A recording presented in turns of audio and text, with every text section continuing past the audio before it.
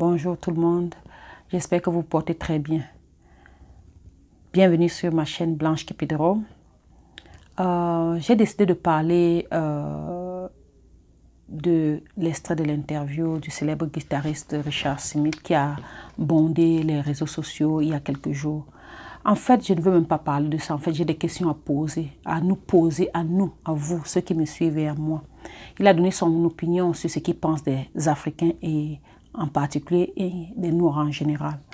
Et je vais vous lire cet extrait. Je n'ai pas envie de paraphraser, j'ai envie de le lire, que vous écoutez en ses propres termes ce qu'il a dit. Ok, donnez-moi une minute, donc je le lis. Voici ce que Richard Smith dit. Il dit, il m'a été demandé mais à maintes reprises ce que je pensais des Africains. Voici ce que je pense des Africains, sans langue et sans tabou. Ils vendent tout au plus offrant, même la terre. Ensuite, ils s'empoisonnent avec tout ce qui est comestible. Je ne suis pas raciste, car je ne crois pas une seule seconde que je suis supérieur à un homme noir. La différence avec eux est que nous pensons à nos descendants. Nous sommes des calculateurs. Nous protégeons nos intérêts. Nous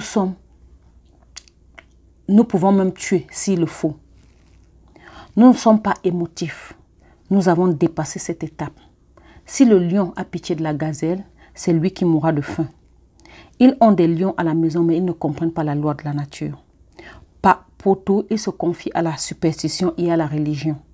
La différence entre les autres et les noirs, tandis que les autres réfléchissent, les noirs ne pensent pas, ils n'utilisent pas leur capacité intellectuelle et peu de noirs sont analytiques.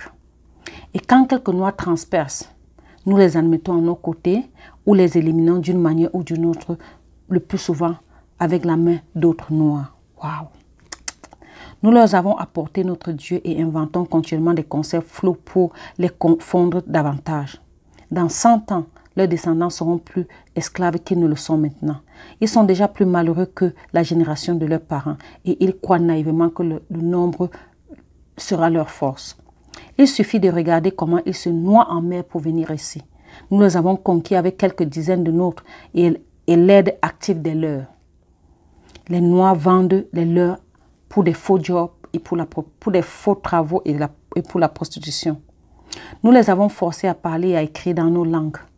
Nous contrôlerons leurs descendants plus que nous ne les contrôlons actuellement.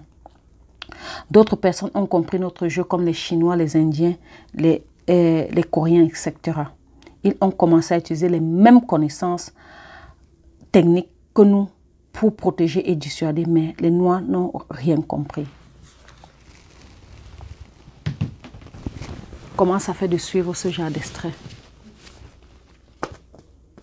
Qu'est-ce que ça fait d'entendre ça de nos oppresseurs?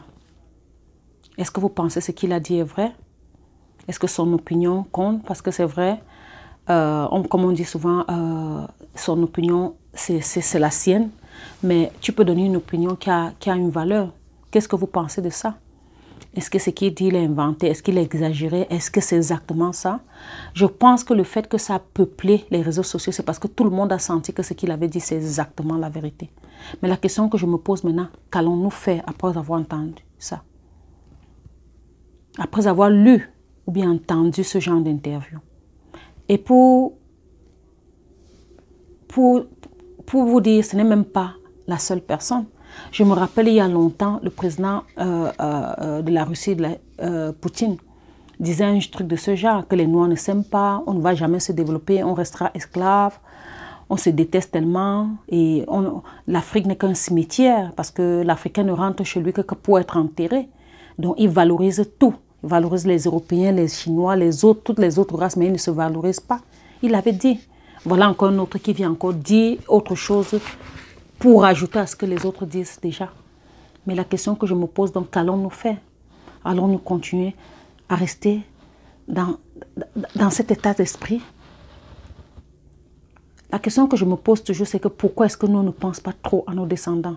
Parce que si nous on pensait à la génération future, on devait se sacrifier et mettre les moyens en marche pour changer les données des choses. N'est-il pas temps de se regarder dans la glace et dire trop c'est trop? Il faut changer, il faut se valoriser, Pour que les autres nous donnent du respect ou de la considération, on ne peut pas les prier ou quoi que ce soit, ça ne va jamais marcher.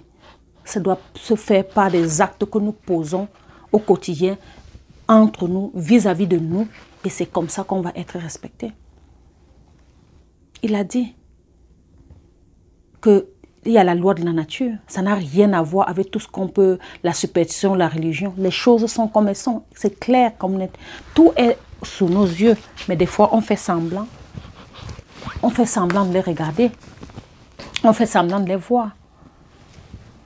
Voilà encore notre extrait qui est tellement poignant et qui fait tellement mal. Quand moi je lis ça, j'ai terriblement mal. Je me demande quand est-ce que l'Afrique et le noir va se lever. Eux tous, ils savent, ils en parlent tout le temps. Certains qui ont l'honnêteté, en fait, parce que ça, les autres vont faire semblant, mais certains qui ont l'honnêteté de dire ce qu'ils pensent de nous. Et nous savons que c'est vrai, puisqu'on les publie. Qu'est-ce qu'on fait? D'où on part? Quelles sont les décisions qu'on peut prendre? Moi, quand je fais ce genre de petites vidéos, c'est pas parce que juste pour répéter ou bien relire son interview. La question que je me pose, c'est que est-ce que seulement en suivant cette petite vidéo, une personne, 2, 3, 4 peuvent être conscientisées et changer leurs attitudes quotidiennes? Est-ce que c'est au niveau de nos dirigeants? Est-ce que c'est au niveau de chaque noir? Moi, je pense que oui, je peux même encore dire comprendre les Noirs américains et d'autres dans les Caraïbes. Ils ont été esclaves pendant 400 ans. Le traumatisme psychologique, il faut du temps pour s'en changer. Mais c'était nous, les Africains, que si nous, on faisait des choses comme on fait. Oui, on a été colonisés, mais toute l'Afrique a été décolonisée depuis combien d'années? Avec l'intelligence qu'on a, supposée qu'on a, les capacités de faire des choses. Parce que quand il s'agit d'autres races, on met tout notre savoir en marche ou notre créativité en marche. Pourquoi on ne peut pas donc se mettre ensemble pour changer la donnée des choses? Parce que si nous, en Afrique, on pouvait changer les choses, s'aimer, faire des choses de telle sorte qu'on acquiert le respect des Occidentaux. On devait même aider ceux qui ont aussi. Parce que les Noirs américains et les autres qui sont dans les Caraïbes, non, ils n'ont aucune fondation pour le faire. Ils n'ont aucune fondation parce qu'ils ont été déracinés.